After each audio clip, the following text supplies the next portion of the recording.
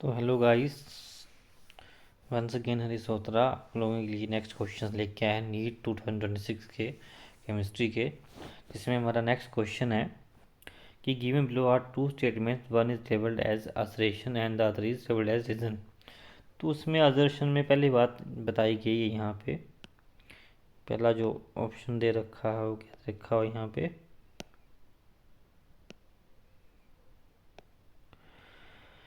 कि बोल रखा है कि undergoes SN2 reaction faster than, कि जो ऊपर का जो आपका बता रखा है अल्काइल हाइड जो है वो SN2 रिएक्शन फास्टर देगा किससे, अल्काइल आयोडाइड से अल्काइल क्लोराइड से। ठीक है, एक्चुअल नाम क्या है इनका, एक्चुअल नाम पता करते हैं। तो देखिए, एक कार्बन यहाँ पर, एक कार्बन यहाँ पर, एक कार्बन यहाँ पर है। ठीक है, तो एक यहाँ पर है कि 4 कार्बन हैं ये। ठीक है, तो क्या है, क्या नाम है इसका, आइडोब्यूटेन। ठीक है, और क्लोरोब्यूटेन की बात यहाँ पे चल रही है कि यहाँ पर है। तो इनमें से फास्ट रिएक्शन कौन देगा, ठीक है, ये पूछा गया है।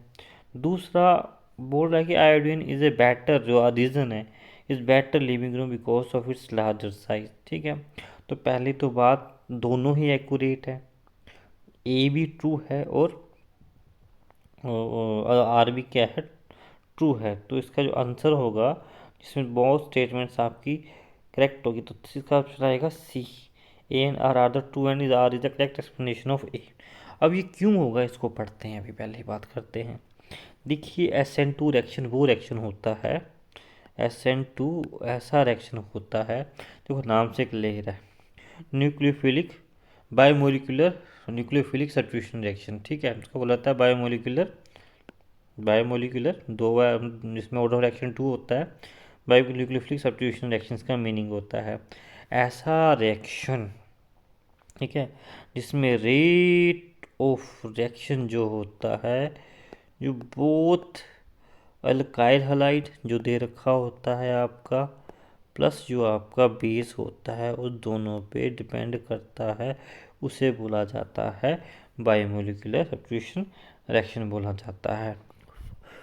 ठीक है, तो देखिए, undergoes SN2 reaction faster than, है ना। तो पहले वाला जो बता रखा हुआ है आपका, क्या बता रखा हुआ है, CH3 CH2 CH2, ठीक है, CH2I लगा रखा हुआ है यहाँ पे। ठीक है, ये कौन जाएगा फास्टर, सिमिलरली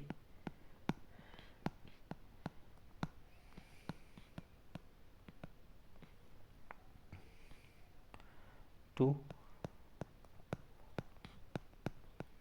क्लोरीन, सॉरी यहाँ पे क्लोरीन आएगा।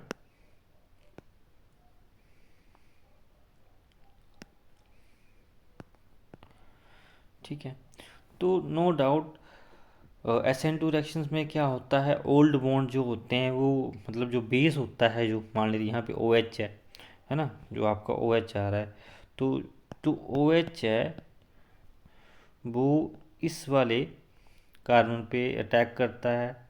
ठीक है, और इस पे भी अटैक करेगा, पर कहाँ पे जल्दी इजी अटैक करेगा, ठीक है, क्योंकि यहाँ पर आयोडीन लग रखा है, यहाँ पे क्लोरीन लग रखा हुआ है। तो आयोडीन के साइज, ये जो बॉन्ड होता है इसका, ये वीक होता है, ये जल्दी टूटता है। ठीक है, एज कम्पेरिजन टू क्लोरीन, क्योंकि यहाँ बॉन्ड स्ट्रॉन्ग बनता है, क्योंकि क्लोरीन का साइज़ क्या है, छोटा है, और आयोडीन का साइज़ बड़ा है। यहाँ साइज़ का फैक्टर ही चला हुआ है। ठीक है, तो दोनों SN2 रिएक्शन दे देंगे, और फास्ट कौन देगा, वो देगा आइडो ब्यूटेन। क्यों देगा, क्योंकि जो कार्बन टू ये वाला बॉन्ड, कार्बन टू ये वाला बॉन्ड आयोडीन बॉन्ड है, वो वीक है as comparison to the carbon to chlorine bond. ठीक है, तो यहाँ पर OH का जो न्यू बॉन्ड बनेगा इसके साथ इजी बनेगा, और जो ओल्ड बॉन्ड है वो जल्दी ब्रेक करेगा। ठीक है, किसके केस में, आयोडीन के केस में। तो क्यों करेगा, नीचे रीज़न दे रखा हुआ, नीचे रीज़न दे दिया हुआ है, आयोडीन बेटर लिविंग ग्रुप, जल्दी टूटेगा, जल्दी निकल जाएगा बाहर। क्यों निकलेगा, क्योंकि उसका साइज़ बड़ा है, तो करेक्ट एक्सप्लेनेशन है। ठीक है। और ऊपर से SN2 मैंने बता दिया, ऐसा रिएक्शन जो होता है जिसमें रेट ऑफ रिएक्शन जो है वो both alkyl halide and base के ऊपर डिपेंड करता है, जिसका ऑर्डर ऑफ रिएक्शन क्या आता है, 2 आता है। ठीक है, उसको बोला जाएगा बायोमोलिकुलर न्यूक्लियोफिलिक सब्स्टिट्यूशन रिएक्शन, उसको बोला जा रहा है। तो आई होप आप लोगों को ये क्लियर हुआ होगा। तो इसका आंसर आ गया ये भाई। ठीक है, नेक्स्ट है कंसीडर द फ्लोइंग कंपाउंड्स। ठीक है, नेक्स्ट की बात करते हैं, इसको साफ करते हैं।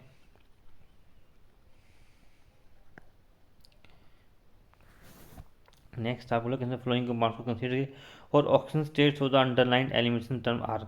तो भाई आपके पास यहाँ पे अंडरलाइन कौन कौन से हैं भाई, देखो कि वो जिन बच्चों ने केमिस्ट्री पढ़ी है अच्छे से, नीट का पेपर इतना टफ भी नहीं आता है।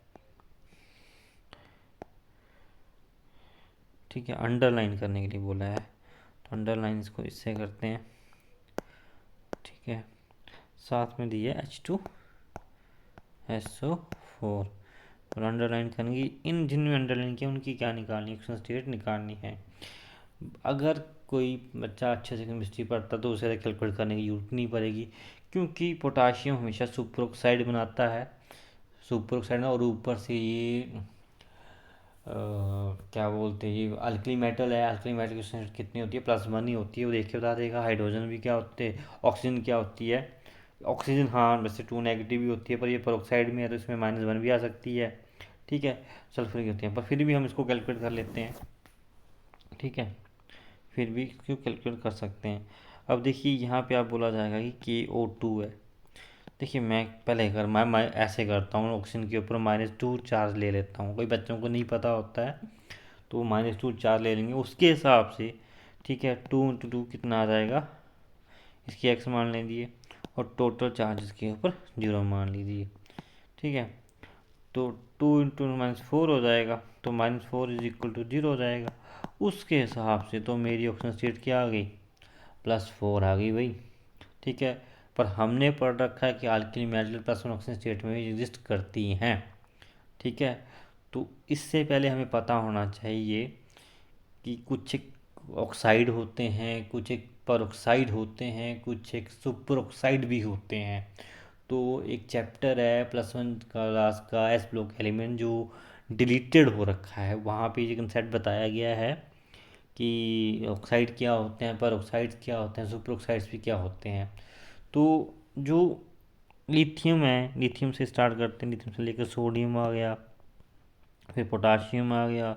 ठीक है, फिर रुबेडियम आ गया, फिर सीजियम आ गया। ठीक है, तो ऐसा बताया गया है कि हमारे जो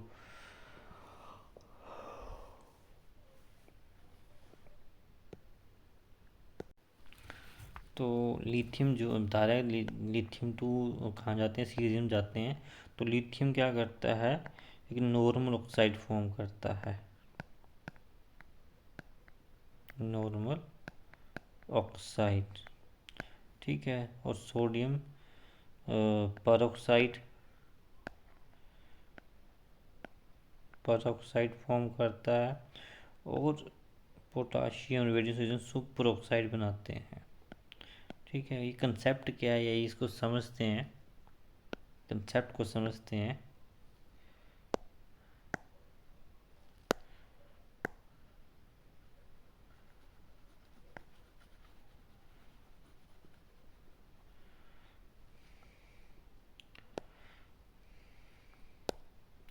देखिए जैसे हम लोग लिथियम से सोडियम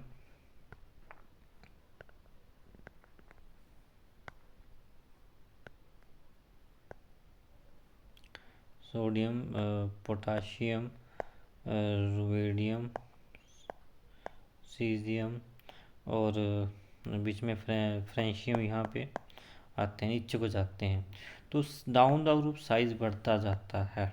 ठीक है, तो लिथियम का साइज छोटा है, तो इसको छोटा जो ऑक्साइड होता है जिसे हम बोलते हैं O2 नहीं,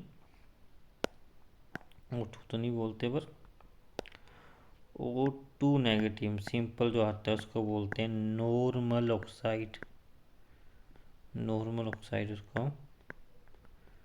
बोलते हैं। ठीक है, दूसरा आता है परोक्साइड।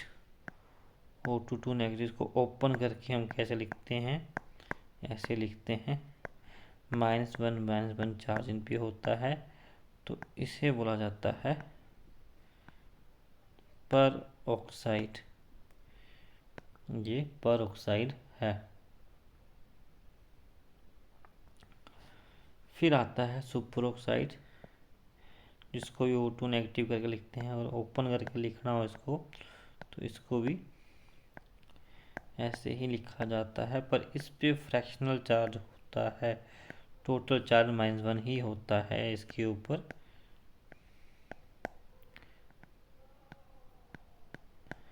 इसको सुपर ऑक्साइड बोला जाता है। तो माइनस हाफ कितना होता है, -1 होता है, तो इस पर चार्ज होता है -1। तो अब बात आती है कि लिथियम ऑक्साइड का नॉर्मल ऑक्साइड बना रहा है, सोडियम जो है वो सुपर ऑक्साइड बना रहा है, और पोटाशियम जो है और नीचे के जो एलिमेंट्स है वो सुपर ऑक्साइड बना रहे हैं। लिथियम का साइज छोटा है तो उसको छोटा आयन एनाइन चाहिए। ठीक है, सोडियम का साइज थोड़ा बढ़ गया तो उसको थोड़ा सा एनाइन भी थोड़ा बड़ा चाहिए, और नीचे आपका जो पोटाशियम सोडियम जो बढ़ जाते हैं तो उसके उससे बड़ा आयन चाहिए होता है। तो दैट्स वाई हमें 3 ऑक्सीजन का पता होना चाहिए, और कौन कौन सा अल्कली मेटल कौन कौन सा ऑक्साइड बनाता है वो भी हमें पता, तभी हम पता कर पाएंगे कि कौन सा ऑक्साइड है, पर ऑक्साइड है। किसी को नॉलेज नहीं तब ये क्वेश्चन गलत हो सकता है। सिंपली ये देख के तो हो जाएगा कि यहाँ पे आपका पोटाशियम है तो ये अल्कली मेटल है, तो इसकी +1 ऑक्सीजन स्टेट ही होगी, तो वह तुक्का बैठ जाएगा। बट आगे इन अंडरलाइन ऑक्सीजन की है तो ऑक्सीजन के ऊपर -2 चार्ज होता है भाई, हम बोलेंगे तो इस हिसाब से तो -2, तो इसका कुछ और आएगा, इसका -1 आना चाहिए। ठीक है, तो इसको सोल्व करके देख लेते हैं, क्या बोल रहा हूँ मैं, सोल्व करके देखते हैं।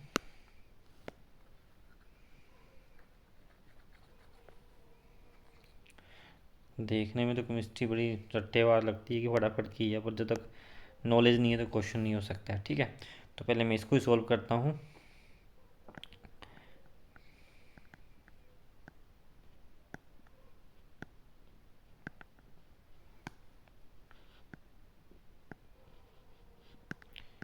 के O2 इसका एक्स मान लेते हैं, और इस पे जो चार्ज है वो कितना है, -1 चार्ज है।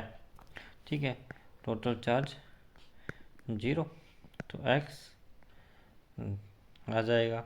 ठीक है, अब अब यहाँ पे हम करेंगे भी 2 से इसको मल्टीप्लाई नहीं कर सकते। कुछ बच्चे क्या करेंगे, इसको 2 से मल्टीप्लाई करेंगे, भाई ऐसा नहीं करना है, क्योंकि ये इकट्ठा एक एटम दे रखा हुआ है जिसके ऊपर -हाफ चार्ज है। अगर आप इस 2 को इससे मल्टीप्लाई करते हो -1 से तो ये गलत हो जाएगा, इसमें -1 चार्ज दिखाएगा, तो x इज इक्वल टू +1 आ जाएगा। ठीक है, सिमिलरली हम H2O2 को भी लेते हैं, जिसमें हमें बोला गया है x का निकालने के लिए, ऑक्सीजन का निकालने के लिए, तो हमें पता है हाइड्रोजन के ऊपर 1 होता है, सिंपली निकल जाएगा, पर ऑक्साइड है। ठीक है, तो कितना चार्ज है इसके ऊपर, इसके ऊपर -2 चार्ज होता है। ठीक है, पर हम निकाल लेते हैं इसको, 2 से इससे मल्टीप्लाई करते हैं, तो ये कितना आ जाएगा, 2x, 2 से इसको भी करते हैं, +2 इज इक्वल टू 0, 2x -2, 2 से 2 कर जाएगा, तो x इज इक्वल टू आपका क्या आ जाएगा, -1 चार्ज अगर आप लेके आते हो एक ऑक्सीजन के ऊपर। ठीक है, एक ऑक्सीजन के ऊपर -1 चार्ज इसका आता है। ठीक है, ये भी आ गया आपका, देखिए ये भी आपका हो गया, ये +1 वाला भी आपका हो गया। अब बचता है H2SO4 का, भाई H2SO4 को भी ले लेते हैं, सल्फर का निकालना है, इसका निकालना है, एक्स ऑक्सीजन के ऊपर -2 चार्ज होता है इस पर। ठीक है, और इस पर +1, तो +2 से +1 किया तो +2 आ जाएगा, टोटल चार्ज 0 है। फिर सल्फर का एक्स आ जाएगा, और 4 2 जा -8 0, तो ऐसे -6 आ जाएगा, और सल्फर के ऊपर जो चार्ज आएगा वो आएगा +6। ठीक है, तो उसके हिसाब से जो आपके ऑप्शन जो होने चाहिए वो होंगे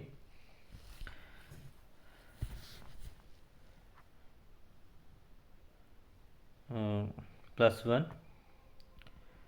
ठीक है, तो इसके हिसाब से आपका जो ऑप्शन है वो थर्ड आपका आंसर होना चाहिए यहाँ पे।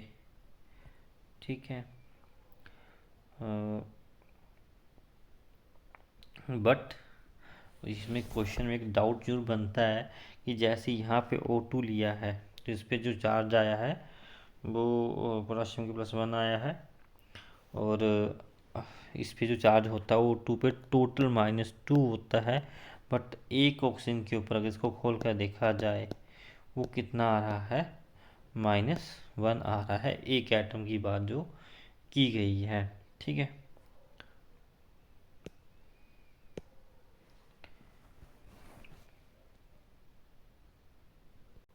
तो आपका एक्यूरेट आंसर क्या है, थर्ड ऑप्शन जो आपको दे रखा हुआ है वो आपका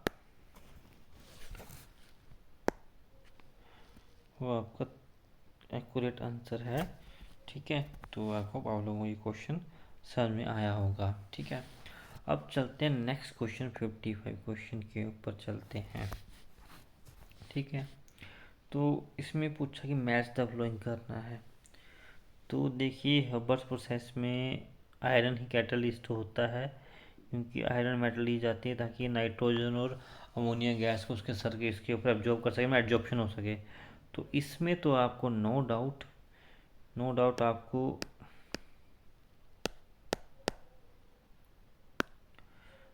आपको आयरन ही लेना है। ठीक है, दूसरा बेकर ऑक्सीजन, इसमें भी PdCl2 आता है, साथ में कॉपर क्लोराइड भी आता है, यानी को कैटलिस्ट होता है वो। बिल्किन सिंथेसिस में भी यही आता है। ठीक है, फॉस्फोरस फिनाइल के साथ, और रंग का ये भी डेकोरेट है। तो जिगनेटा कैटलिस्ट भी यही होता है, TaCl4 विद एल्यूमिनियम, है ना, ट्राईमिथाइल के साथ। तो इसका जो ऑप्शन होगा जो मैच द फ्लोइंग जिस बॉक्स में है ए का, तो ए को ए के साथ ही है। ठीक है, ऐसा नहीं है कि अलग अलग दे रखा है।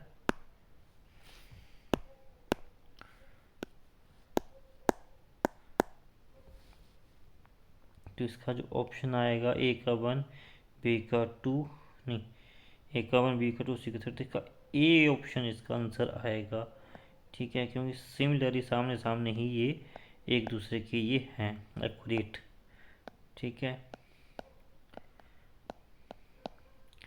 तो इसका आएगा। ठीक है, तो याद रखना ये ऐसे क्वेश्चन पूछे जा रहे हैं 2-3, तो आप कोशिश करो कि आप लिस्ट 1 लिस्ट 2 के जो क्वेश्चन हैं उनको करो, इससे बहुत से क्वेश्चन जो है वो क्लियर हो सकते हैं। ठीक है, तो आई होप आप लोगों को ये क्वेश्चन क्लियर हुए होंगे। अगले जो क्वेश्चंस हैं 56 57 हम नेक्स्ट वीडियो में करेंगे। वीडियो लंबी हो जा रही है।